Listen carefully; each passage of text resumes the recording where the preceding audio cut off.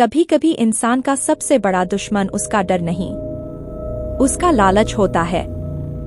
आज की कहानी 3 चोरों की है, जिन्होंने लालच में उस बंगले का दरवाजा खोला, लेकिन बाहर निकलकर लौट नहीं पाए। राजू, बबलू और करण, 3 छोटे मोटे चोर। दिन में भले लोग उन्हें नाकारा समझते, लेकिन रात में ये गली कूचों के उस्ताद थे।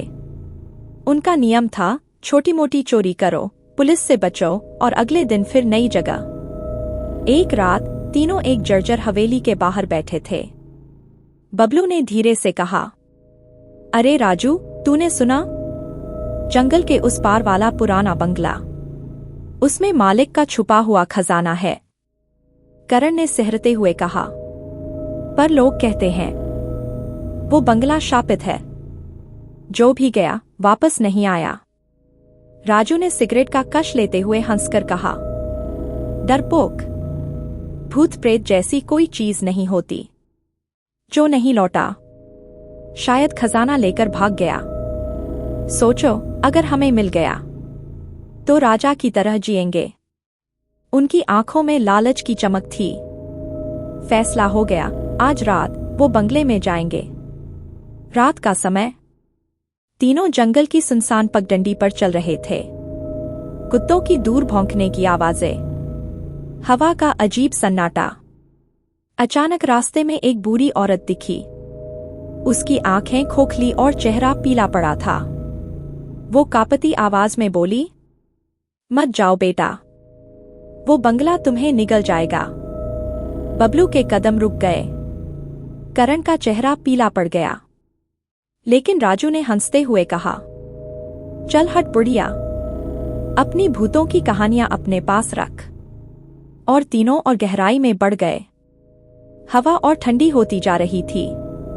करीब 2 बजे रात वो बंगले के सामने पहुंचे। बंगला विशाल था।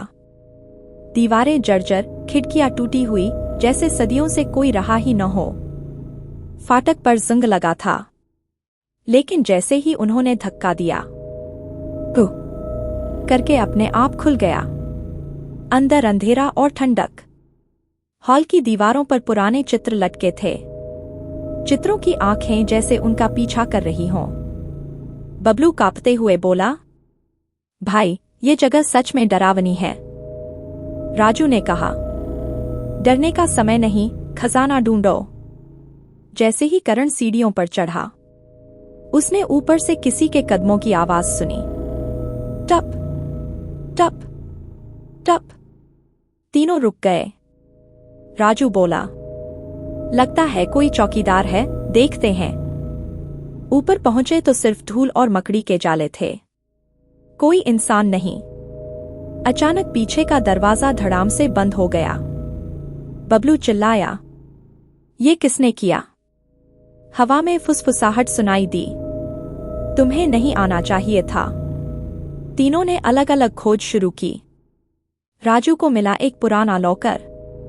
उस पर अजीब प्रतीक बने थे, जैसे तांत्रिक मंत्र। बबलू ने फर्श के नीचे सोने जैसे सिक्के देखे।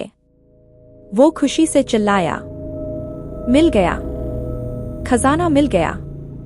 लेकिन जैसे ही उसने हाथ लगाया, सिक्के राख बन गए। करण को एक पुरानी डायरी मिली।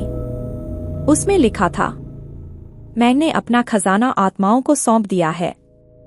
जो भी इसे छुएगा, उसकी आत्मा यहीं कैद होगी। करण के हाथ कांपने लगे। अचानक सारे कमरे अंधेरे में डूब गए। मोमबत्तियां अपने आप बुझ गईं। हवा में गूंज उठी आवाज, लालच का अंजाम मौत है। राजू को अदृश्य धक्का लगा और वो सीढ़ियों से लुढ़क गया।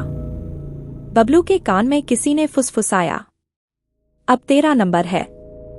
उसने पीछे देखा। दीवार पर अपनी ही परछाई हिल रही थी, लेकिन उसके हाथ पांव नहीं। करण ने आईने में देखा। उसका चेहरा धीरे धीरे बदल रहा था। काली आंखें, टेढ़ी मुस्कान, जैसे कोई और आत्मा उसके भीतर आ रही हो।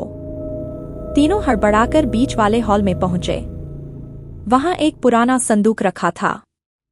राजू चिल्लाया, यही खजाना है। संदूक खोला। अंदर सिर्फ 3 खोपड़ियां रखी थीं और उनकी आंखें लाल चमक उठीं। दीवारों से काली परछाइयां निकलकर उन पर टूट पड़ी। एक एक कर तीनों चोर चीखते हुए उन परछाइयों में समा गए। उनकी चीखें पूरे बंगले में गूंज उठीं। फिर सन्नाटा। सुबह गांव वाले बंगले के पास पहुंचे।